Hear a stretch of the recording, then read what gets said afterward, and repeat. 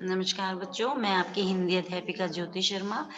जैसा कि हमने कल पढ़ा था कि पन्ना का त्याग, हमारा जो चैप्टर 15 है, लास्ट चैप्टर है हमारे पाठ्यक्रम का, पन्ना का त्याग। तो इसके बाद में हमारी एक चुनाव प्रक्रिया जो है हम उसका भी अध्ययन करेंगे। तो मुख्य बात तो हमें यही लगी कि बुंदेले हर बोलों के मुँह हमने सुनी कहानी थी, खूब लड़ी मर्दानी वह तो झांसी वाली रानी थी। तो ऐसी बहुत सारी नारियाँ जो हैं, नारी हमारे देश में हुई है जिन्हें हम याद करके हमारा जो है एक देशभक्ति की उमंग हमारे अंदर आ जाती है। परंतु यहाँ पर जब वो खूबी और उसकी बहन जो है, जीजी जो है वो बात करते हैं, तो वो राजस्थान की पन्ना धाई की बात बताते हैं कि उनकी कहानी कितनी अच्छी थी। उन्होंने अपने पुत्र का त्याग करके किस प्रकार से अपने कर्तव्य का निर्वाह किया। तो हमने पढ़ा कि जो राजा थे, सम्राट जो थे, उनके पुत्र उनको कैसे-कैसे उनकी जो है मृत्यु हो गई और उसके बाद में राज्य में थोड़ी-सी अव्यवस्था फैल गई थी। और उनके बड़े पुत्र जो थे भोजराज, वो पहले ही कालग्रस्त हो गए थे, मतलब मृत्यु को प्राप्त हो चुके थे। और उसके बाद में विक्रम सिंह जो थे वो 14-15 साल के थे, छोटे ही थे उम्र में। और उनके एक पुत्र थे जिनका नाम चंदन चंदन था, वो उदय जितना ही बड़ा था। तो उदय कौन था? उदय पन्नाधाय का बेटा था, है ना? तो महाराणा संग्राम सिंह के निधन के बाद विक्रम सिंह का राजतिलक किया गया, मगर एक दासी पुत्र बनवीर उस समय भयंकर षड्यंत्र में लगा हुआ था। तो दासी का जो पुत्र बनवीर था, वो एक षड्यंत्र बना रहा था कि किस प्रकार से वो जो है चित्तौड़ की राजगद्दी पर बैठ जाए, उसका सारा हक हो जाए। तो उन्होंने अपने जो साथ में काम करने वाले कर्मचारी थे, सैनिक थे, उनको भी अपनी तरफ जो है मिला लिया था। उसके बाद में जो उसकी जीजी थी खूबी की, उसने कहा कि अगर हम ऐसी कल्पना करते हैं कि हमारे साथ में जो है, अगर ऐसा कोई भ्रष्ट कर्मचारी आ जाए, जो पूरा जो है माहौल को खराब कर दे, तो वो तो फिर क्या होगा? वो तो खराब ही बात होती है ना। तो इसलिए अबोध राजकुमार राजनीति की चाल से अनभिज्ञ थे और इसके क्या परिणाम हुए होंगे। तो खूबीलाल ये सारी बातें बड़े ध्यान से सुन रहा था और सचमुच उनकी स्थिति जो है वो कठिन हो गई होगी जीजी, तो वो उनसे पूछते हैं। उसके बाद में देखो, कठिन ही नहीं, खूबी भयंकर रूप से दुर्भाग्यपूर्ण हो गई थी। उस महादुष्ट ने एक चाल चली थी। और क्या चाल चली थी उन्होंने? उन्होंने नवरात्र में सारे चित्तौड़ में जो है वो नाच रंग का आयोजन कराया था। उसमें विशेष रूप से दोनों राजकुमारों को बुलाने की योजना बनाई गई, है ना? तो फिर वो कहते हैं कि अच्छा है। और उसके बाद में क्या हुआ कि उसकी जो नाच रंग में लगी जनता है वो धोखा खा गई, है ना? सब मतलब अपने उसमें मस्त हो गए थे और उसने क्या किया, वहां पर उसका मार्ग जो है, अब वो तो आसानी से सोच रहा था कि सब नाच गाने में लगे हैं, तो चलो मैं अब आसानी से अपना जो है काम कर लेता हूँ। तो विक्रम सिंह तो उस धोखे में जो है आ गया था। विक्रम सिंह को भी इतनी समझदारी नहीं थी, क्योंकि उनकी भी आयु जो है वो कोई ज्यादा नहीं थी, वो 14-15 साल के ही थे। तो इतनी समझ उनमें भी नहीं थी, तो वो उस धोखे में जो है आ गए। इसलिए वह उस बनवीर भी जानता था कि जब तक पन्ना धाय है तब तक उदय सिंह को धोखे से मारना संभव नहीं होगा।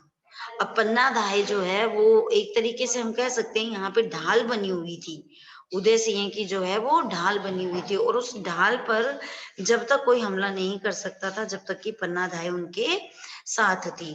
तो उस प्रकार से वो जो बनवीर होता है, दासी पुत्र होता है, वो ये बात समझ जाता है कि जब तक पन्ना धाय है तब तक तो कुछ हो ही नहीं सकता है ना? धोखे से मारना जो है उदय सिंह को संभव नहीं है। उसके बाद में क्या होता है कि उधर पन्ना धाय है, इसको भी ये पता लग गया था कि नगर व्यापी नाच रंग के बीच हत्याकांड करने वाला है, मगर वह उदय सिंह को लेकर कहीं बाहर भी नहीं जा सकती थी, क्योंकि वह उसको अगर लेकर के भाग जाती वहां से तो क्या होता, अगर वहां से लेकर के भाग जाती तो क्योंकि सारे जो कर्मचारी है, जितने भी सैनिक वगैरह थे, वो तो सब मिले हुए थे। और जब वो मिले हुए थे तो बाहर भागने पर उसको क्या होता, मार दिया जाता। तो वो उनको लेकर के जो है बाहर भी नहीं भाग सकती थी। ठीक है। तो उसके बाद में क्या हुआ कि क्यों जीजी, अब जो भाई था उसका खुश हुआ ना, खूबी उसके दिमाग में ही आया कि ऐसा क्यों जीजी कि वो बाहर लेकर नहीं भाग सकती। तो बनवीर के आदमी सब और चौकसी पर थे और बाहर निकलना निरापद नहीं था। जो बनवीर के आदमी थे, बनवीर कौन था? जो दासी का पुत्र था। तो महल में उसे छिपाने से कोई लाभ नहीं था, क्योंकि सभी और बनवीर के भेदिए जो है मौजूद थे। भेदिए, भेदिए मतलब जो भेद को जानते हैं ना, ऐसे भेदिए मौजूद थे। इस भयंकर संकट में पन्नाधाय ने अपने मन में एक ऐसा दृढ़ संकल्प कर लिया था, जैसा कोई माँ शायद नहीं कर सकेगी।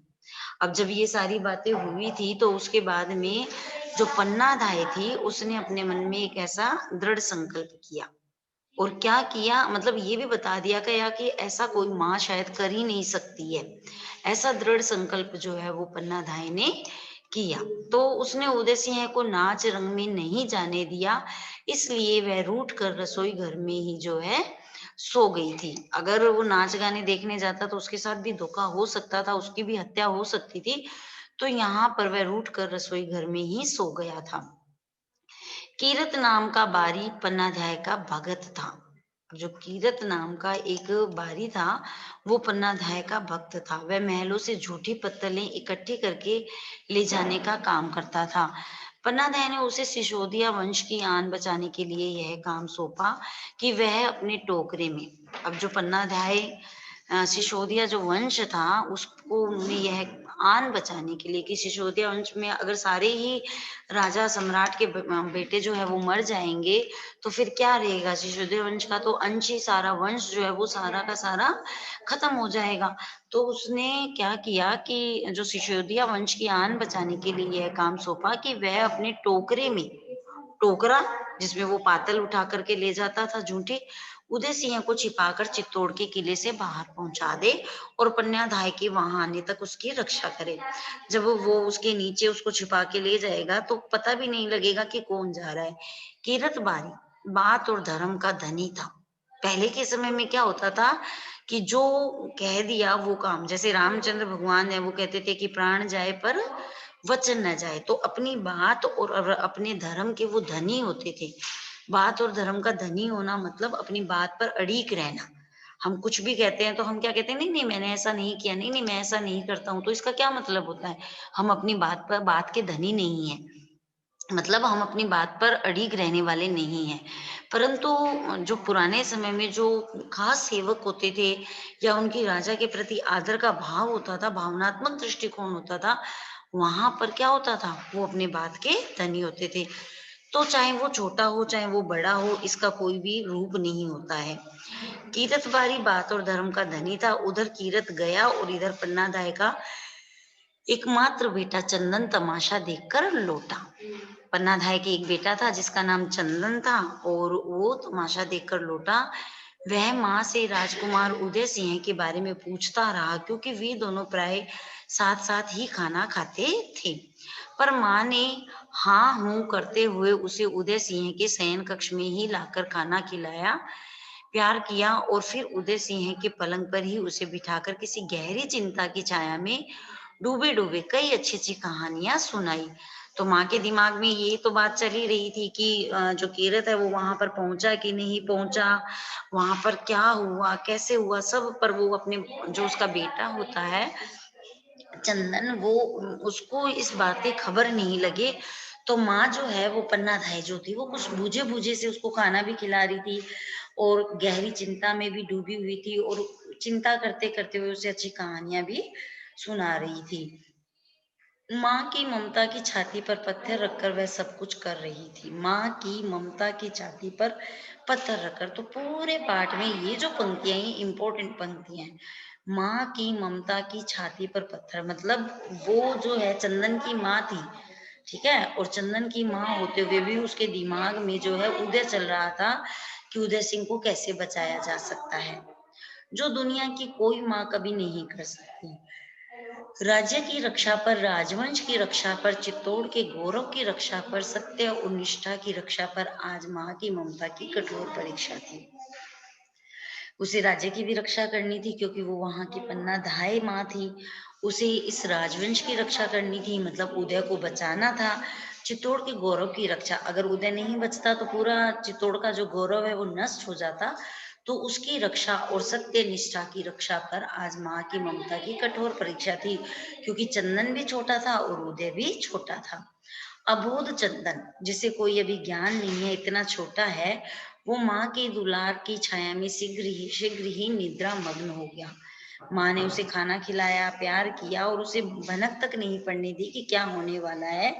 और वो माया माँ के दुलार की छाया में, मतलब माँ के प्यार की छाया में जल्दी ही निद्रा में मग्न हो गया, मतलब सो गया। ऐसी नींद सो गया कि उस नींद का सवेरा आज तक नहीं हुआ।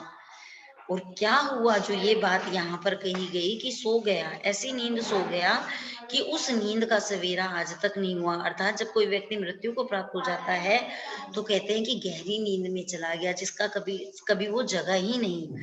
तो ऐसा क्या हुआ, तो देखो, थोड़ी देर में षड्यंत्री हत्यारा बनवीर विक्रम सिंह के खून से रंगी तलवार लेकर उदय सिंह के कक्ष में घुसा। उसके बाद में क्या हुआ, जो उदय सिंह की जगह थी वहां पर पन्ना धाय ने चंदन को सुला दिया, अपने पुत्र को सुला दिया। और थोड़ी देर में षड्यंत्री जो था, जिसने षड्यंत्र किया था कि उदय सिंह को जो है सोते सोते मार देंगे, तो विक्रम सिंह की खून से रंगी तलवार लेकर उदय सिंह के कक्ष में घुसा। तो जो बनवीर सिंह था, दासी का पुत्र, वो उदय सिंह के कक्ष में घुसा। पन्ना से कड़क कर उसे धिक्कारा, पन्ना से कड़क कर उसे धिक्कारा, पन्ना को उसने धिक्कार लगाई, फटकारा, मगर राज्य के नशे में पागल उस दुष्ट ने अट्टहास करते हुए कहा। अब पन्ना से कड़क कर उसे धिक्कारा, फटकारा, मगर उसे तो क्या था, उसे तो ये था कि इनको सबको मार दिया है मैंने, और इस उदय सिंह तो छोटा सा है, इसको भी मार देता हूँ और उसके बाद में मैं पूरा जो है राज्य ले लूंगा। तो उसे तो राज्य के नशे में पागल उस दुष्ट ने अट्टहास, अट्टहास मतलब जोर से हंसते हुए कहा, पन्ना, आज भवानी मुझ पर प्रसन्न है, देख। भवानी कौन है, भवानी जो एक दुर्गा माता होती है, उसका रूप मान सकते हैं हम लोग। शक्ति की जो प्रदायिनी होती है, शक्तिशाली जो होती है, देवी का जो रूप होती है। तो वो जो बलवीर होता है, बनवीर उसको कहता है कि पन्ना देख, आज भवानी मुझ पर प्रसन्न है। इस तलवार की धार पर सिसोदिया वंश के दोनों सपूतों का खून अब एक होने वाला है। सिसोदिया वंश का जो उदय सिंह था, वो उसके लिए कहता है कि मतलब अब मैं इसको भी मारने वाला हूँ, तो दोनों का खून अब एक होने वाला है। आज तू उदय सिंह को मेरे हाथ से नहीं बचा सकेगी। एक बार माँ की ममता ने सिर उठाया और पन्ना बनवीर के सामने गिड़गिड़ाने लगी, अरे नीच पातकी, पातकी मतलब पाप करने वाला, पातकी कौन होता है, जो पाप करता है। अरे नीच पातकी, अबोध बालकों की हत्या करके तू क्या बहादुरी बखानता है। अब पन्ना जो है वो गुस्से में भी बोलती है और थोड़ी सी गिड़गिड़ाती भी है कि कहीं ना कहीं शायद इसको दया आ जाए, यह छोड़ दे। तो कहती है कि अबोध बालकों की हत्या करके, जिन्हें कोई अभी तक कोई ज्ञान ही नहीं है, उन बालकों की हत्या करके क्या तू बहादुरी बखानता है, तू तेरी बहादुरी दिखा रहा है। तो उदय सिंह की हत्या ना कर, मैं उसे देकर कहीं दूर चली जाऊंगी। तो वो कहता है कि तुम उदय सिंह, जो पन्ना धाय माँ होती है, वो कहती है कि तू जो है उदय सिंह की जो क्या मत कर, तू उदय सिंह की हत्या मत कर। अगर तू उदय सिंह की हत्या करेगा तो मैं इसे कहीं दूर लेकर के चली जाती हूँ, कुछ तो दया कर। मगर बनवीर का अट्टहास सुनकर उसका क्षत्रियत्व जाग उठा। अब क्या हुआ कि बनवीर जो है वो सोच रहा था कि ये तो मतलब उसको कायर मान रहा था, वो पन्ना धाय को सोच रहा था कि ये तो डरपोक है ना, जो पन्ना धाय है वो डरपोक है, उसको डरपोक मान रहा था। और जब उसको डरपोक मान रहा था तो इस बात को सुनकर, उसकी हंसी को सुनकर जो है उसे भी क्रोध आया। अट्टहास सुनकर उसका क्षत्रित्व जाग उठा, मतलब वो एक क्षत्रिय समाज की छत्राणी थी, तो उसका जो है क्षत्रित्व जाग उठा। और उसने क्या किया, और वह कटार लेकर, कटार क्या होती है, एक मारने का जो अस्त्र शस्त्र होते हैं उसे कटार बोलते हैं, बनवीर पर टूट पड़ी। भाग्य दुष्टों का भी साथ दे देता है खूबी। कई बार क्या होता है कि जो बुरे लोग होते हैं उनका भी जो भाग्य है वो साथ दे देता है। बनवीर की बाह में ही कटार का वार कर बैठी और क्रोध से फुंकारते हुए, उसे गुस्सा आ रहा था, क्रोध से फुंकारते हुए उसने पलंग पर सोए बच्चे पर तलवार चला दी। अब आपको पता ही लग गया कि पलंग पर कौन सो रहा था, पलंग पर से चीख तक नहीं उठी, माँ के कलेजे को भेद कर जो चीख उठी वह आज भी चित्तौड़ के खंडरों में गूंज रही होगी। तो कितना बड़ा बलिदान किया कि अपने पुत्र को, अपने राज्य को बचाने के लिए, अपने राज्य का नाम खराब नहीं हो, चित्तौड़ का नाम खराब नहीं हो, इसलिए उस पन्नाधाय ने अपने पुत्र को जो है वहां पर बलि चढ़ा दिया। माँ के कलेजे को भेद कर जो चीख उठी वह आज भी चित्तौड़ के खंडरों में गूंज रही होगी। तो चित्तौड़ के दुर्ग, चित्तौड़ के पत्थर जितने भी हैं सब में गूंज रही है। माँ के मीठे दुलार में सोया हुआ चंदन आज तक भी उस दुलार की छाया में सोया हुआ होगा खूबी, है ना। तो वो बहन जीजी कहती है उसे कि आज जो पन्ना धाय माँ ना होकर मतलब पालने वाली माँ थी, तो माँ के मीठे दुलार में सोया हुआ चंदन आज तक भी उस दुलार की छाया में सोया हुआ होगा खूबी। जीजी आगे कुछ कह नहीं सकी, उसका गला भर आया था, आंखों से आंसू झर रहे थे, खूबी लाल की आंखें भी तर हो गई थी। तो जब हम ऐसी कहानियां सुनते हैं, हमारे राजस्थान में भी इतनी महान महान इतनी वीरांगना नारियां हैं, अगर हम ऐसी बातें सुनते हैं तो हमें लगता है कि वास्तव में हम एक ऐसे समाज में, एक ऐसे देश में, एक ऐसे राज्य में, हम ऐसे जगह पर रह रहे हैं जहां पर शायद इतनी सारी बातें हैं, इतनी सारी वीरांगनाओं की गाथाएं हैं, जिसको सुन सुन करके हमारा हृदय द्रवित हो उठता है। और जब अंत में खूबी से उसकी जीजी ने खूबी को यह बताया कि इस प्रकार से पन्ना धाय ने एक धाय माँ का कर्तव्य का निर्वाह करते हुए उदय सिंह को बचाया और अपने पुत्र चंदन को जो है उसने उन दुष्टों के हाथ जो है मारा गया था। तो हम हमेशा याद रखते हैं इन ऐसी नारियों को, और हम सभी इनको सैल्यूट करते हैं कि ऐसी हमारे समाज के अंदर, हमारे राजस्थान में ऐसी जो नारियां हुई हैं उनकी वीरांगनाओं की गाथा हम गाते गाते थकते नहीं है, इतनी गाथाएं हैं। तो मजा आया होगा आपको, हमारे इतिहास की एक नारी के बारे में हमने पढ़ा, उनकी वीरता के बारे में हमने पढ़ा।